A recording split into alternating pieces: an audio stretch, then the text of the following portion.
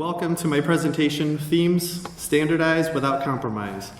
The slides are available on the Design for Drupal session page, so please go out there now, because what we're going to do is later we're actually going to walk through the theme plan. So it's up and out there, available for you to download it. It's also a Google Doc, so we're going to get to that a little bit later. But first off, I'm Andrew Olson, and I work for a company called Bounteous. We have a strong team of Drupal front-end and back-end developers, and we do great Drupal work, and we do more in addition to Drupal. If you're interested, we're currently hiring, and we have multiple locations throughout the US. I'm a front-end developer, and I work in the Chicago suburbs. I've been working with Drupal since 2008. And a fun fact about me is I'm a musician, and I played in a band at Lollapalooza, who actually got their start just down the street here at the Middle East.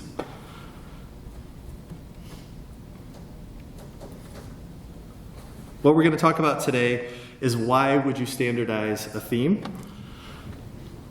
That's going to lead us to creating a theme plan, and how that plan is going to help you onboard developers.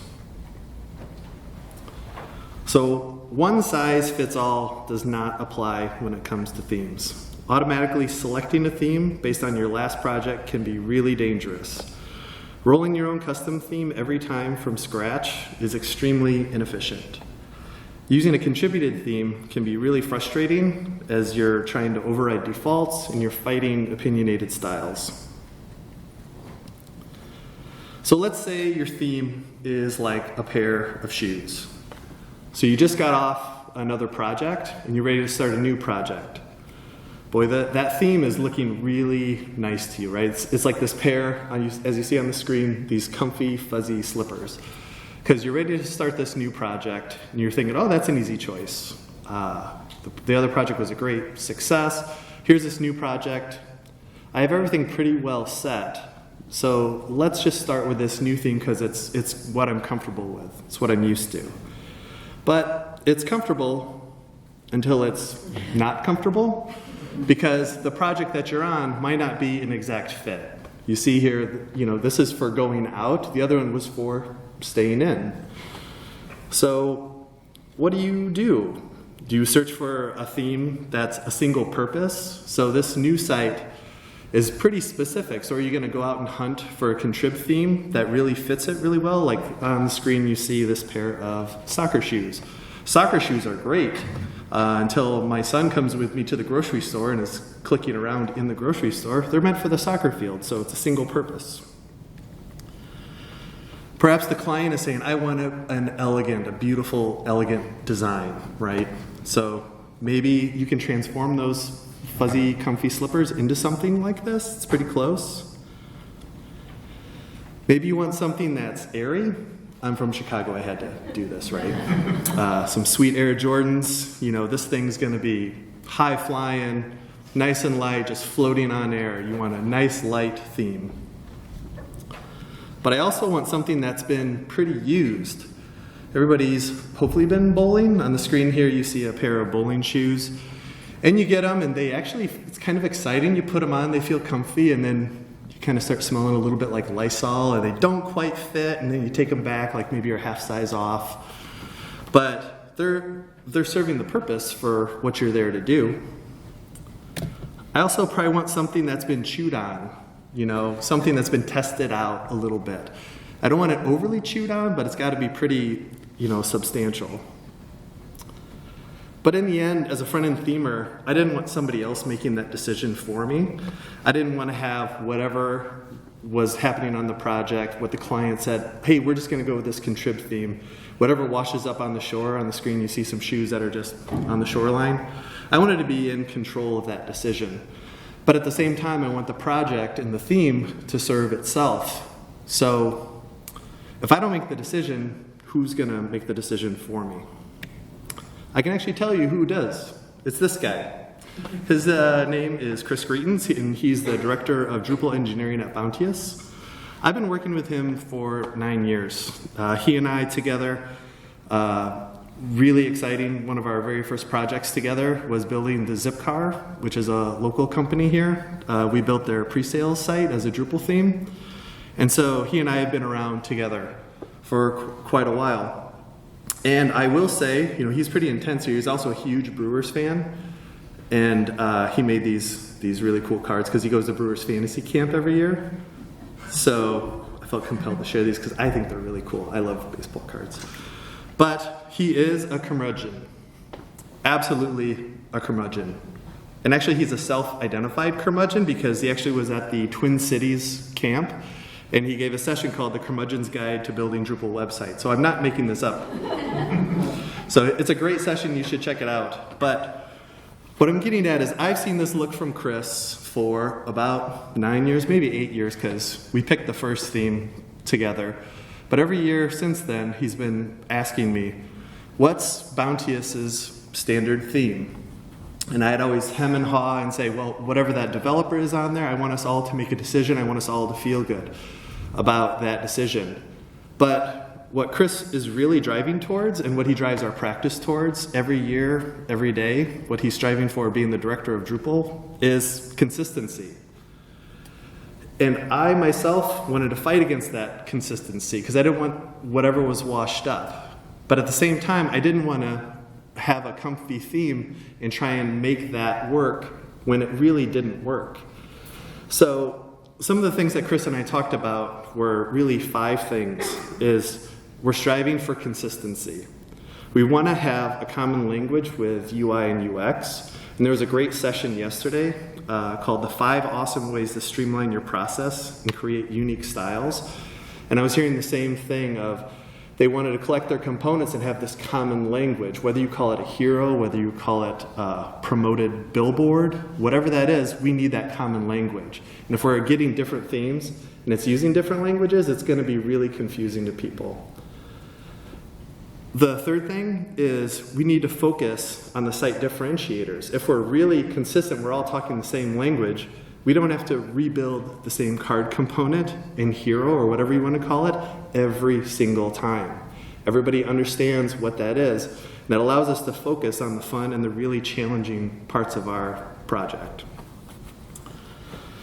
The fourth thing is ongoing support and enhancements. And the last one is really important, is easier developer ramp up. So if somebody else joins the team and they come in, they're like, oh, great, Webpack. Why are we using that? Or, oh, I'm used to Grunt. I have to go through this README file again. So there's a familiarity there. So we need to strive for consistency. So I had a lot of choices. I'd been there for a while. I'd put this off for a while. So the first thing I did was looked at all of our projects and all of our themes, made a list of all the themes for the sites we built in Drupal 7 and Drupal 8. And there really wasn't a crystal clear winner. So I was like, heck with it. We're going to build our own, right? We can do this. I'm going to make this theme. I'm going to collect the best of. It's the greatest hits. And that's just what I'm going to do. And then I thought to myself, is that really going to lead us towards the things that we were talking about and striving for? Is it really going to lead towards consistency, or is it going to kind of look like what you see on the screen here, this Frankenstein? Is it going to drive us towards that common language? Is it really going to allow us to focus on the hard to do? Is it going to help with ongoing support? Do I want to support these things that we've built and I've smashed all together? And is it really easier for a developer to ramp up? Because now I have to educate everybody about all of these things. So finally, Chris gave me that look, as you saw on the baseball card. I needed to pick something. We just felt compelled that we just had to have an opinion about something. So I picked a winner, and I had to choose. Any guesses as to what I chose based on what you see up here? Audience participation. Yell out some themes. Bootstrap. No, good guess. One small step. Zerb Foundation. So we built the majority of sites in Zerb Foundation. I personally was familiar with it. And so for me it was a fairly easy choice, and I felt good about the list of components, the support of the components. I really like the documentation. I could point people to say, what does this markup look like? Go to their documentation. I don't have to do it myself. So from our standpoint, our first cut at whatever project comes along, we're going to look hard at Bootstrap because it served us pretty well.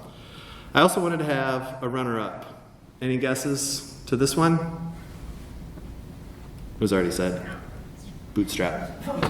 So Zurb Foundation is first. We'll also look at Bootstrap and we'll see. So I was excited. About a year ago, we have Drupal team updates, and so everybody's on this call, and we have an hour. Anybody can talk about whatever's on their mind, and I went through all this process, and I wanted to tell everybody, hey, we have this AllStar themes. This is going to be our first opinion that we're going to throw at projects, and this is where we're going to start. I feel good because I can look Chris in the eye. I don't have to look at him again and say, be wishy-washy about what theme we have. But when I talk to other front-end developers, there's a lot of backlash against these larger frameworks. I kind of got a little scared that the usage would look from that really nice AllStar Converse to something like this, where they would just put it to the side and still build their own components and say, oh, I have a better accordion than that, or whatever. You know, we didn't want to, I wanted to make sure that when we made this decision, we were going to use it and we felt good about it and had that same common language. I also just would have nightmares that I get some really interesting usage out of it. And as we heard yesterday in the keynote, our theme could take that performative turn and really, are these shoes anymore? You know, we're a long way from those sweet Chuck Taylors to what you see on the screen. And the other thing Miriam said yesterday was users are experts over and over. And the users in this point are the front-end developers that need to make these decisions. So we established the standard, but what were the reasons to take that performative turn away from that standard? And of course, what was one of the first things we did is we had a project come along and everybody goes, ooh, Zurb Foundation is not really a good choice for that. And I go, okay, great. Thanks everybody, you know. But what are the reasons why it's not? Well, there's this. Well, there's this. Well, there's this. What I started to do is that turned into a theme plan. I said everybody has very strong opinions about why not to use Zurb Foundation, our new standard. I get it. I hear you. But we need to look Chris in the eye. We need to look the client in the eye and say, we're going to go total custom on this. Because it's hard to look a client in the eye and say, we're going to just build custom code when there's established contributed themes. In this case, this client was fairly new to Drupal, and so one of the selling points was Drupal was contributed module and community support. And our first step is to say, and your theme is total custom. Great. So I need a justification if we're not going to use that standard, and I had to tell them why, and we had to start to build our case. And that's where I'd like you to pull up this document. I'm going to go over to it, and we're just going to quickly go through kind of some of the outlines and some of those decisions that made us make that turn away. So in this case, we had, let me get my mouse over here. There it is. So this was for a re-platform project, okay? And what it did is we just got this table of contents, and as I said, I really wanted to have a really strong case, and as we got this case, we just had to justify why we made these turns and why we made these decisions. And all of that led to a lot of documentation along the way to say, hey, we're still going to use Sass, we're still going to use atomic design and BM syntax. And by the way, if there's a new front-ender that's coming into it, or a back-ender that really needs to chip in on some front-end tasks, here's some great links for you to get familiar with it. And this became a really great place for new people to come into the project and ramp up fairly quickly. So some of the other things, and again, we have install information in here, but this was a big decision on our part, was for the grid to say, hey, we're going to use CSS Grid and Flexbox. Does that feel right if you don't quite understand CSS Grid or Flexbox? So if that feels confusing to you, stop. and go through these courses and read about it. And before you step into our theme and start telling us that the grid is all wrong, you need to understand why and how we did this. Another thing I should point out is that with this replatform, it was a like-for-like launch. So it wasn't the great sessions you heard today about Pattern Lab and working with UI and UX and everybody's feeling really good about it. It was a like-for-like. There was no compelling reason to do Pattern Lab because we didn't need that approval process. We didn't need to go through all of that. It was, what does it need to look like? Bring up the current website in the browser and compare the two. You know, would have been better to have, you know, some testing tools over top. But at the same time, we were theming this to make it accessible and to make improvements on this platform. So right away, the justification starts feeling a little bit better. It's well documented. People can come in and see. We just talked through a lot of our theme regions. And every single part just starts feeling better and better as we built through this document. It also helped us solve some problems with the clients is when you're taking 7 websites and they need to be like for like, and you need to use standard sub-theme or a base theme and then have sub-themes on top of it. Great thing to do is not just take wholesale all their breakpoints, is let's dial them in to a set of breakpoints so this doesn't get messy fast.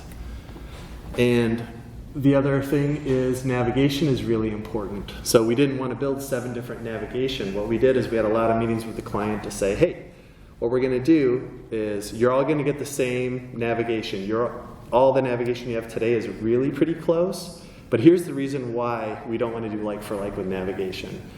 3 out of the 5, 3 out of the 7 of them have accessibility issues. If you use this new one, it's going to solve those problems. So this document really helped us convince them that dialing in your breakpoints, dialing in your navigation for consistency across the platform might not be like for like in the end, but it's going to get you where you need to go. The other really interesting thing about this project too was we have to have the same theme, same base theme, and then sub-themes on top of it. Well, if you look at what's on the screen now, the primary breakpoints is the first one is very mobile heavy based on the last, I think we did 3 months of analytics. So we ran the analytics to see what we would consider mobile versus desktop.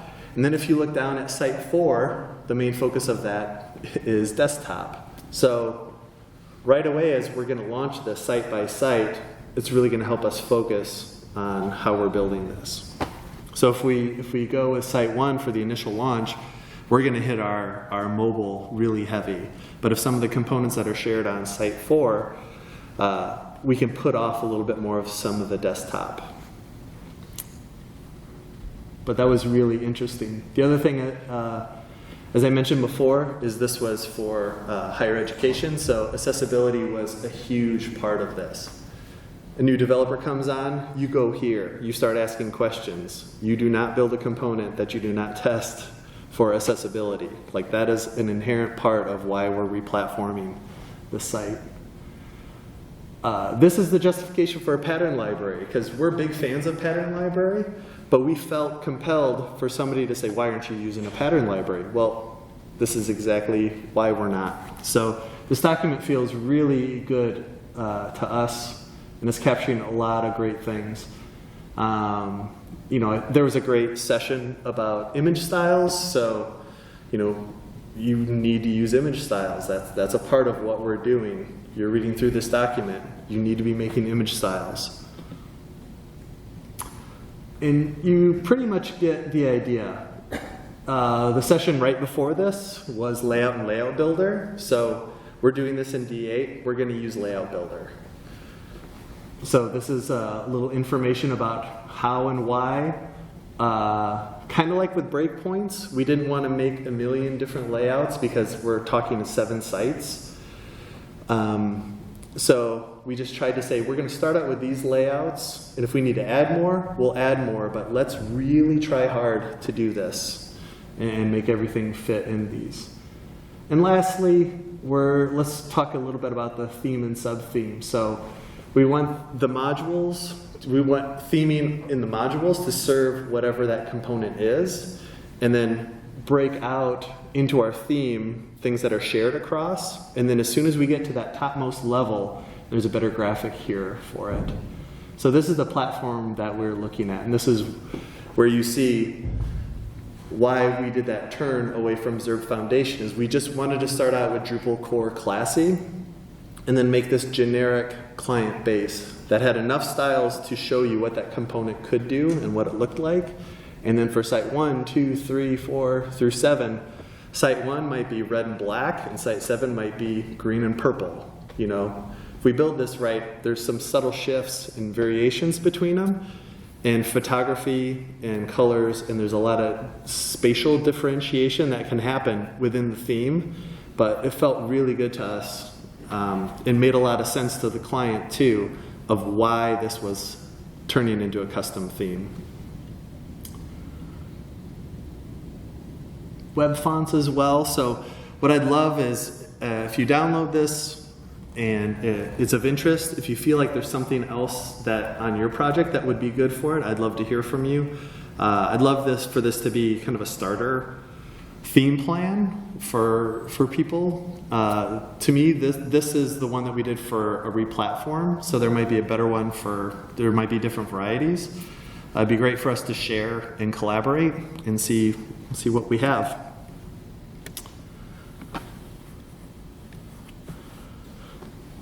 And while we're going through this, I think you can see it, that the side benefit is that you're actually documenting and sharing your approach, which really helps you onboard developers as you go.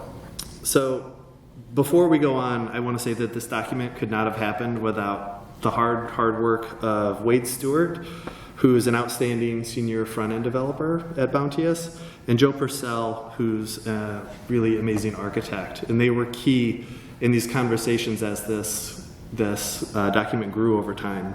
So I really appreciate their help with it. So let's recap.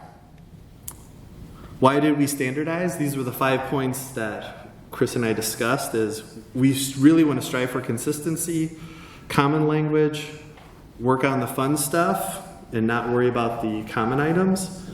Ongoing support and enhancements are what we need, and easier developer ramp up.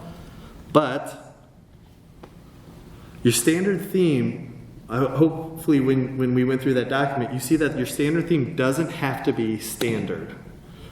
It's your first preference, and it's a starting point. And it's really what you're good at.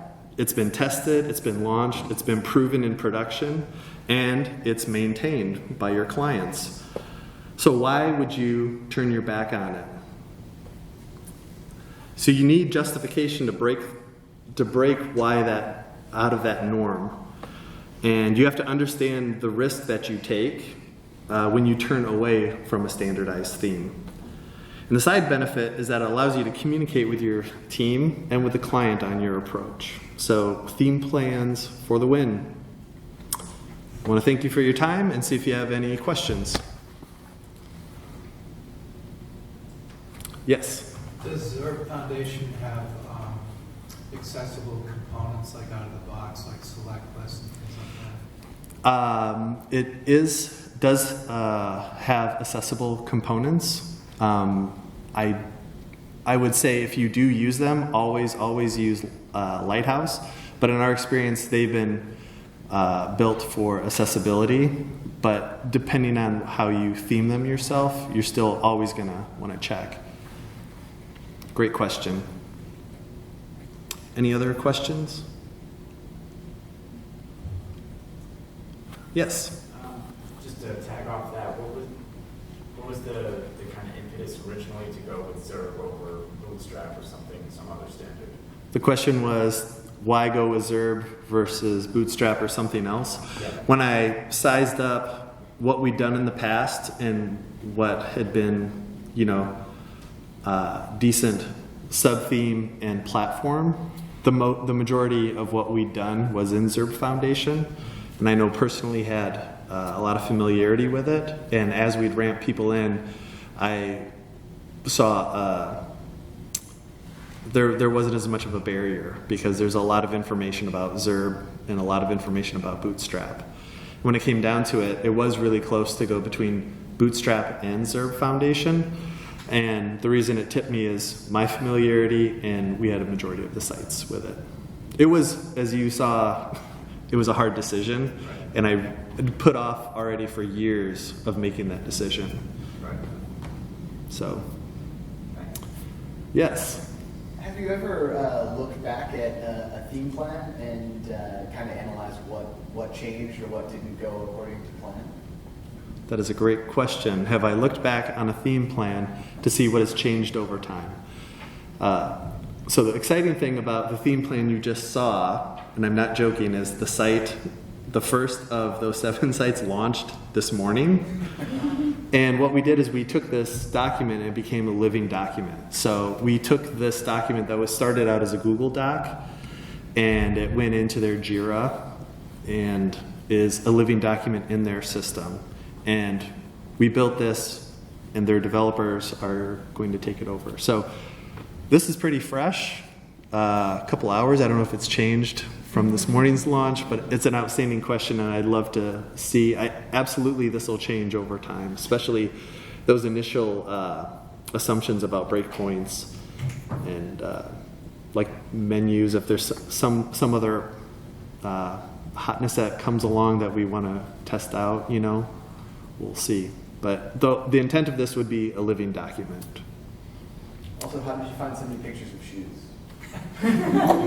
Great question. The question was, how did I find so many pictures of shoes? It was a lot of shoe searching.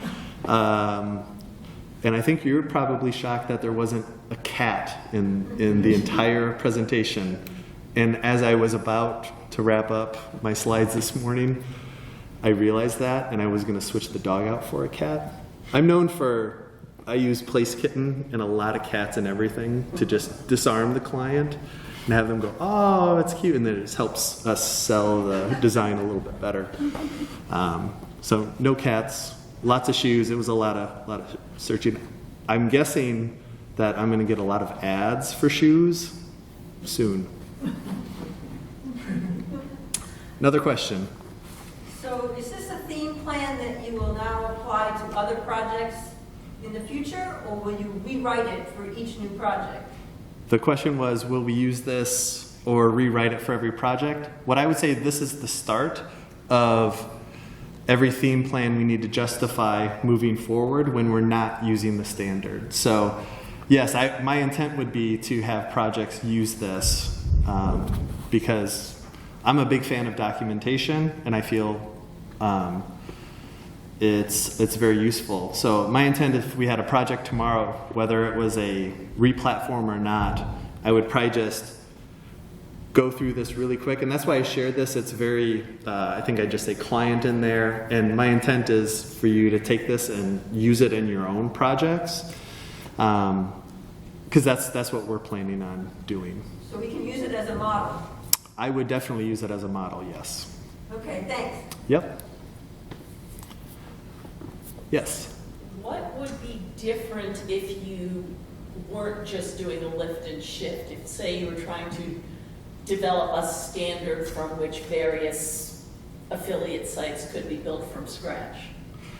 The question was, if it's not a lift and shift, how would this evolve? I'm not quite sure. I haven't looked at it through the lens of that, but there are projects where they're fairly simple and the site kind of is pseudo-informational brochure-y. And then there's there's some difficult sites, you know, it might have map integration, it might have to connect to an e-commerce part of it. So let's just say that I had a site that was upcoming and they had, it was decoupled and they had like a Magento that I had to connect with. So this would definitely evolve to see, you know, what do I get from Magento as an API? How do we theme it in a certain way? You know, what's the approach for that? Another thing would be like live chat. If there's a live chat component, you know, how do I deal with that? Is that like a JavaScript library, or can I theme off of it? You know, that's how I see how this could evolve, but I haven't, sorry about that. The second project has not come out yet, so it'll be fun to see how this evolves. Any other questions? Well, thanks for your time, and as you use it, feel free to contact me. I'd love to share these out, collect them, and have a great collection of theme plans so we could share throughout the community. Thanks for everybody's time.